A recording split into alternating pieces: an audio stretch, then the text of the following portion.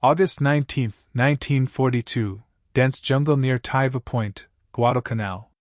2nd Lieutenant Genjiro Imi of the 8th Independent Anti-Tank Gun Company recorded observations in his diary that captured the shock many Japanese soldiers felt upon encountering American forces. Through the thick canopy of palm trees and strangling vines, Imi and 916 other soldiers of Colonel Kayaneo Ichiki's detachment had just landed from destroyers, completing a nighttime insertion that Japanese command believed would be the first step toward recapturing Henderson Field. They had been told the Americans numbered perhaps 2,000 men, poorly trained, easily frightened, soft from lives of luxury. Colonel Ichiki himself had dismissed warnings to wait for reinforcements. "These are Americans," he told his officers. "We will sweep them into the sea before sunrise." What none of these battle-hardened veterans of China and Southeast Asia knew was that they were about to encounter something unprecedented in the annals of the Imperial Japanese Army. Not merely defeat, which was itself unthinkable for soldiers who had known nothing but victory since 1937, but a systematic demolition of every tactical assumption, every strategic concept, every ideological certainty that defined the Japanese way of war. The jungle itself would become an American weapon. The darkness that Japanese forces had owned since the beginning of the war would betray them, and the overwhelming superiority in equipment, coordination, and sheer destructive capability would shatter the myth of Japanese invincibility in close combat. The transformation had begun 2 weeks earlier, on August 7, when 11,000 United States Marines of the 1st Marine Division stormed ashore at Lunga Point. General Alexander Vandegrift's Leathernecks were executing Operation Watchtower, the first American offensive operation of the Pacific War. Their objective seemed straightforward on paper: seize the nearly completed Japanese airfield, establish a defensive perimeter, and hold the position until relieved. In reality, they were about to fight the longest, most brutal campaign in Marine Corps history up to that point, in an environment that would test human endurance to its absolute limits. The island itself was a vision of tropical hell. Guadalcanal stretched 90 miles long and 25 miles wide, its interior dominated by mountains reaching 8,000 feet into perpetual clouds. The coastal plain where Henderson Field sat was a strip of kunai grass, swamp, and jungle so thick that visibility dropped to mere feet. The heat was suffocating, humidity never dropping below 90%. Mosquitoes swarmed in clouds so dense that men inhaled them.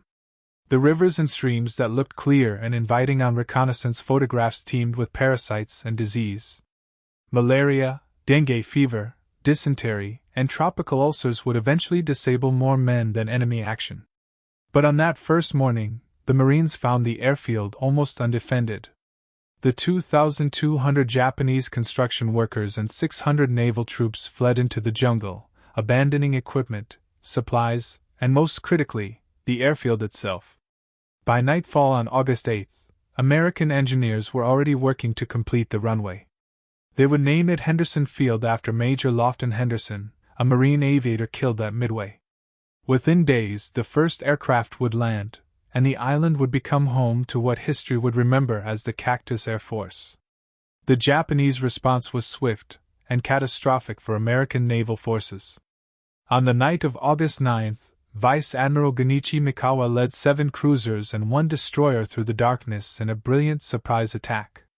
The Battle of Savo Island became the worst defeat in United States Navy history.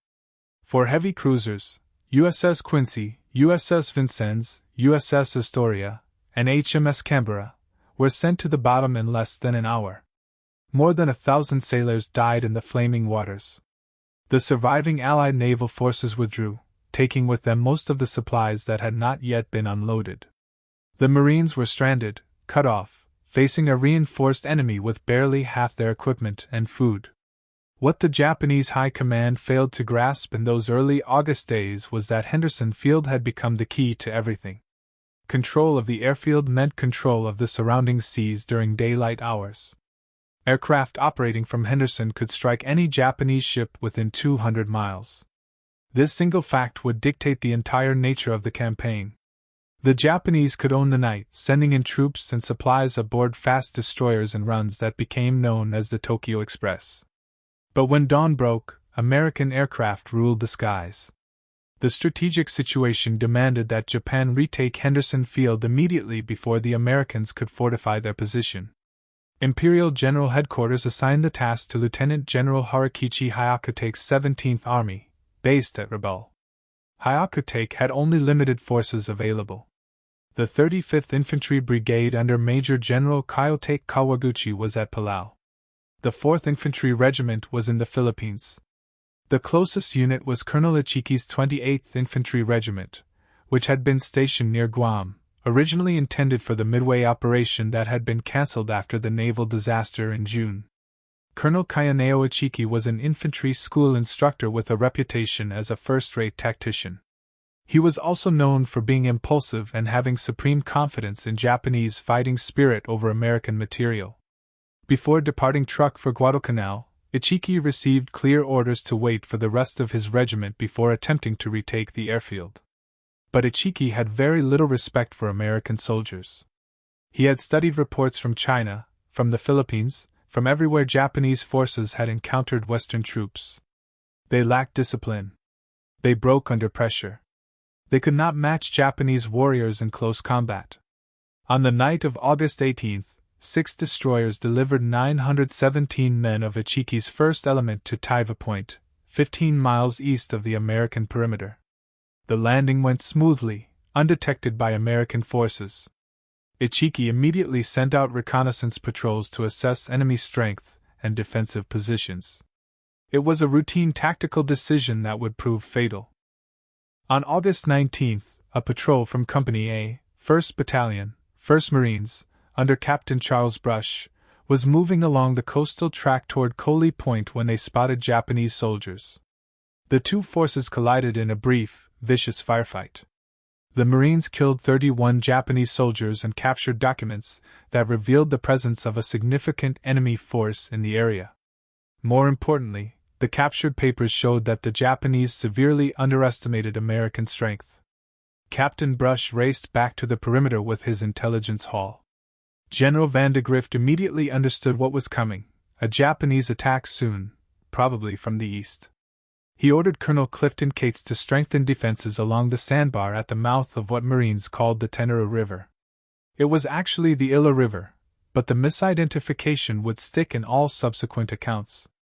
Cates deployed Lieutenant Colonel Leonard Cresswell's 2nd Battalion, 1st Marines along the riverbank with machine guns positioned to create interlocking fields of fire across the sandbar. What happened next would become one of the most one-sided battles in Marine Corps history. Colonel Ichiki, rather than waiting for intelligence from his lost patrol or for reinforcements, decided to attack immediately. On the night of August 20th into the early morning of August 21st, he ordered a frontal assault directly across the sandbar. Japanese doctrine emphasized the superiority of spiritual power and aggressive night attacks to overcome enemy firepower. Ichiki believed his veterans could break through American defenses through sheer audacity and close-quarters fighting, where Japanese soldiers excelled with bayonets and grenades. Just after midnight, Solomon Island scout Jacob Vuza, who had escaped Japanese captors after hours of torture, stumbled into Marine lines with a warning: the Japanese were coming. Minutes later, the attack began. Hundreds of Japanese soldiers charged across the sandbar, screaming battle cries, firing rifles, hurling grenades. They ran directly into a killing zone the Marines had prepared with methodical precision. The M1917A1 Browning water-cooled machine guns opened fire. These weapons, perfected during World War I, were the unsung heroes of Marine firepower. Each gun could sustain 600 rounds per minute indefinitely, as long as the water jacket stayed filled. The Marines had positioned them in mutually supporting positions so that no area of the sandbar remained uncovered. Japanese soldiers fell in waves as the heavy .30 caliber rounds tore through flesh and bone. Those who made it across the sandbar encountered 37mm anti-tank guns loaded with canister rounds, essentially giant shotgun shells that turned men into shredded meat. The attack continued for hours. Wave after wave of Japanese soldiers charged into the machine gun fire. Some made it to the Marine positions and engaged in hand-to-hand combat. Marines fought with rifles, knives, fists, anything available. but the defensive preparations held. The interlocking fields of fire prevented any Japanese breakthrough. As dawn approached, Colonel Ichiki's attack had completely stalled. More than 800 of his men lay dead or dying on the sandbar and in the shallow water.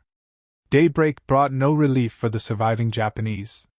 General Vandegrift ordered a counterattack using elements of the 1st Battalion, 1st Marines. 5 M3 Stuart light tanks crossed the sandbar and began systematically hunting down Japanese soldiers who had taken cover in the coconut groves. War correspondent Richard Tregiscus, watching from a Marine position, described the scene. "It was fascinating.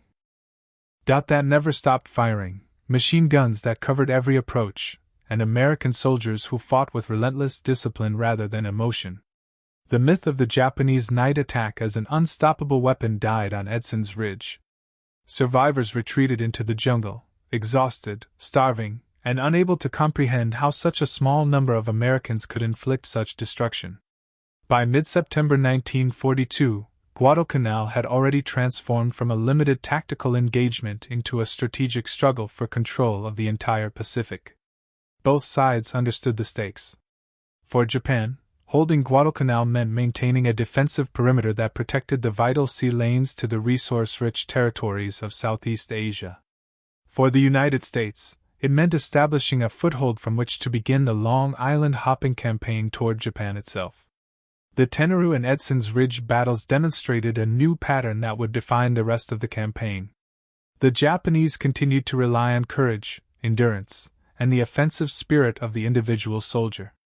The Americans, through hard lessons and careful preparation, learned to integrate firepower, coordination, and logistics into a unified system of defense and attack. Each engagement became a study in contrasts, Japanese bravery colliding with American fire discipline.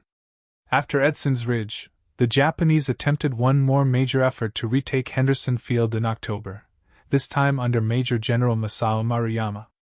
His 7,000 men marched for days through the jungle, starving and weakened before they even reached their attack positions. When they finally struck between October 23 and 25, the result was the same catastrophic slaughter seen before. American artillery and machine guns annihilated the attackers in their thousands. By the end of October, Japanese command finally realized that Guadalcanal could not be retaken. For the Marines who had endured the first months of the campaign, the victory came at a terrible cost. Disease, exhaustion, and constant bombardment turned every day into a battle for survival. Yet through those trials, the men of the 1st Marine Division proved that American forces could meet and defeat the best Japan had to offer. The victories at the Tenaru and Edson's Ridge became immortal chapters in Marine Corps history, symbols of discipline, preparation, and courage under fire. For Japan, Guadalcanal was the beginning of the end. The destruction of elite infantry units and the loss of irreplaceable pilots in the battles around Henderson Field crippled their offensive capacity. The myth of Japanese invincibility was shattered not by overwhelming numbers, but by the systematic, methodical application of combined arms warfare. The jungle, the heat, the disease, and the relentless firepower of the Marines turned Guadalcanal into a graveyard for Japan's finest soldiers. From that moment onward, the tide of the Pacific War had turned, irreversibly, in favor of the Allies. Propaganda of the time. They described not glorious charges or divine victories, but starvation, exhaustion, and the relentless, mechanical destruction brought by American firepower. Officers admitted that their men were dying faster from hunger and disease than from combat. Some confessed that by the final months, discipline had broken down completely. Soldiers simply collapsed where they stood, too weak to continue fighting. The battle for Guadalcanal had revealed fundamental truths about modern war. Courage and spirit, once considered the supreme virtues of the Japanese army, could not overcome industrial and logistical inferiority. The Americans had shown that success came from coordination between infantry, artillery, air power, and naval forces, and from a steady, systematic approach that exploited every advantage. Guadalcanal proved that even a relatively small, isolated American force could hold and ultimately prevail when supported by superior organization and supply. For Japan, the loss of Guadalcanal marked the beginning of strategic retreat across the Pacific. The Imperial Japanese Navy had been bled white in the seas around the island. Its destroyers were worn down by endless Tokyo Express runs, and its air power, once feared across the Pacific, was steadily eroded by combat attrition. The Japanese army, meanwhile, lost its finest soldiers to disease and starvation, a generation of hardened veterans who could never be replaced. For the United States, Guadalcanal was both a victory and a crucible. It proved that American troops could fight, endure, and win against a determined enemy under the harshest possible conditions. It validated the doctrine of combined arms and demonstrated the decisive importance of logistics in modern warfare. The Marines and soldiers who fought there emerged as veterans, their confidence hardened by experience, and their tactics refined by necessity. By February 1943, when the last Japanese soldiers slipped away under cover of darkness, Guadalcanal was more than a battlefield, it was a symbol. It represented the turning of the tide, the moment when the Allies seized the initiative and never again relinquished it. From that desolate, disease-ridden island began the long, relentless march westward that would end 2 years later in Tokyo Bay, with Japan's unconditional surrender. The lessons of Guadalcanal would shape the rest of the Pacific War. Every subsequent campaign, from Tarawa and Saipan to Leyte and Okinawa, was fought with the understanding that preparation, firepower, and logistics would decide victory. The Japanese, for all their valor, would never again recover from the losses suffered there. The jungles of Guadalcanal became their graveyard, and for the Americans, their first great step toward ultimate triumph in the Pacific. Japanese explanations for defeat. They acknowledged that American forces fought superbly at night when defending prepared positions. They admitted Americans endured malaria, dysentery, and terrible conditions while maintaining combat effectiveness because logistics supported them. They recognized that American firepower was overwhelming, coordinated, and precisely delivered. A single American battalion had more effective firepower than an entire Japanese regiment. The technical aspects of American superiority were significant. Japanese forces on Guadalcanal fought with Arisaka rifles, bolt-action weapons requiring manual cycling between shots. American Marines initially carried M1903 Springfield rifles, also bolt-action, but supplemented by the M1 Garand's semi-automatic rifle as these became available. The Garand's 8-round capacity and semi-automatic operation provided advantages in firefights. Machine guns told an even starker story. The American M1917A1 Browning was water-cooled and could sustain fire indefinitely as long as water and ammunition were available. Japanese machine guns, primarily the Type 96 and Type 99, were lighter and more portable but lacked sustained fire capability. In defensive positions, this difference was decisive. Artillery superiority was perhaps most significant. The 11th Marines operated M1A1 pack howitzers that could be broken down and transported through jungle terrain. These 75mm weapons provided responsive, accurate fire support. Forward observers with infantry units could call for fire missions and receive rounds within minutes. Japanese artillery on Guadalcanal was limited, difficult to move through jungle, and chronically short of ammunition. Naval gunfire added another dimension that Japanese forces could not match. Destroyers and cruisers offshore could deliver bombardments on Japanese positions or provide responsive fire support for Marine ground units. Radio communication between shore-based observers and naval ships allowed precise targeting. Air power became increasingly dominant as the campaign progressed. The Cactus Air Force, operating from Henderson Field under terrible conditions, gradually established air superiority over Guadalcanal. Marine and Army Air Force pilots flying F-4F Wildcats, P-39 Airacobras, and P-40 Warhawks intercepted Japanese bomber raids. SPD Dauntless dive bombers struck Japanese positions, supply ships, and troop concentrations. Japanese air forces from Rabaul had to fly at the extreme limits of their range, giving them minimal time over target. The final American ground offensive in January 1943 demonstrated how completely the balance had shifted. Major General Alexander Patch's 14th Corps, now including both Marine and Army divisions, launched coordinated attacks that systematically reduced the remaining Japanese positions. The offensive had overwhelming support from artillery, air power, and naval gunfire. Japanese resistance, while determined, was hampered by starvation, disease, and ammunition shortages. On February 9, 1943, American patrols discovered that Japanese forces had evacuated. General Patch sent his famous message to Admiral Halsey. Tokyo Express no longer has terminus on Guadalcanal. The campaign was over. 6 months of fighting had resulted in the first major American ground victory against Japan. More importantly, it established patterns and revealed truths that would shape the rest of the Pacific War. The lessons Japanese survivors took from Guadalcanal were devastating to pre-war military doctrine. The myth of Japanese warrior superiority had been shattered. Individual courage and tactical skill were inadequate against systematic disadvantages. Night attacks and close combat, the hallmarks of Japanese tactical success in China, failed against American defensive positions. Supply and logistics were not secondary concerns but fundamental requirements for sustained combat. Air and naval superiority determined outcomes on land.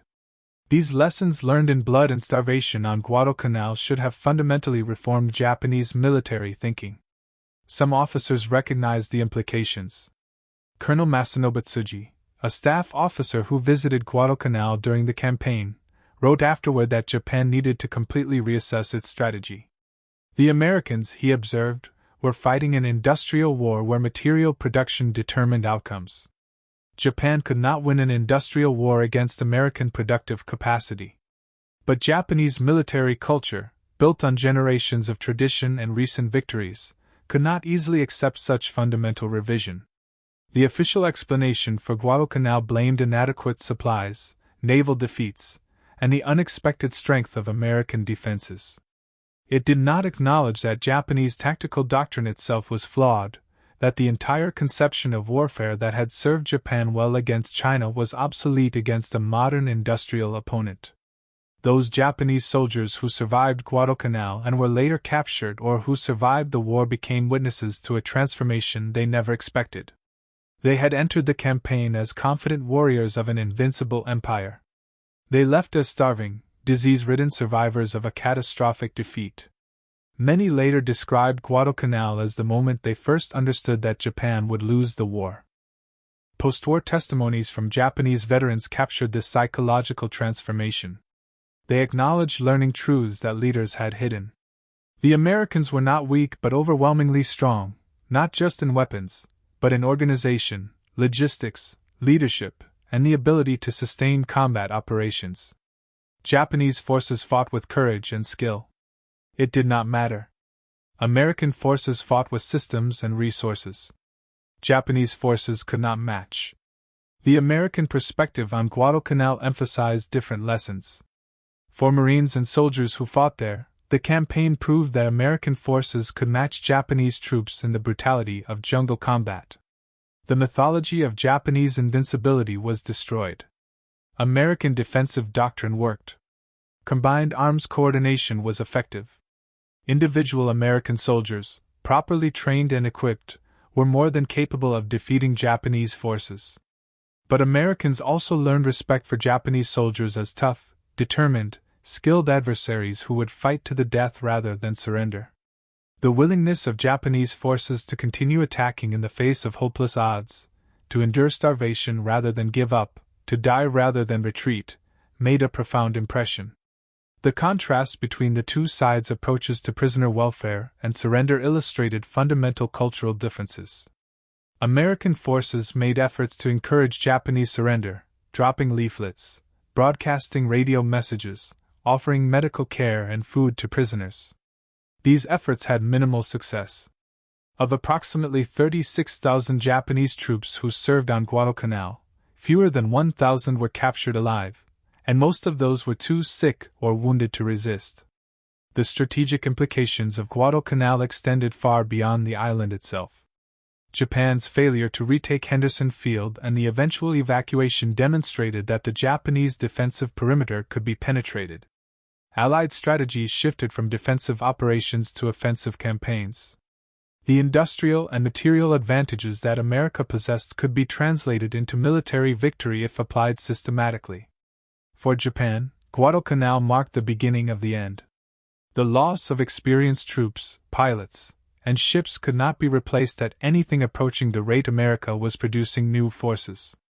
The decision to evacuate admitted, however quietly, that Japan could not sustain attritional warfare against American industrial might. The veterans of Guadalcanal on both sides carried their experiences for the rest of their lives. American Marines and soldiers who survived the campaign became cadres for new units, passing along hard-won lessons about jungle warfare, defensive tactics, and combined arms coordination. The 1st Marine Division pulled off Guadalcanal in December 1942 and required months of rest and rehabilitation before returning to combat. Japanese survivors faced an even grimmer future. Those evacuated during Operation K were dispersed to other units throughout the Pacific, carrying with them the psychological burden of defeat. Indeed, the knowledge that American forces were far more formidable than pre-war propaganda had suggested. Many would die in subsequent battles as Japan's strategic position continued to deteriorate. The island of Guadalcanal itself bore the scars of 6 months of intense combat for decades afterward.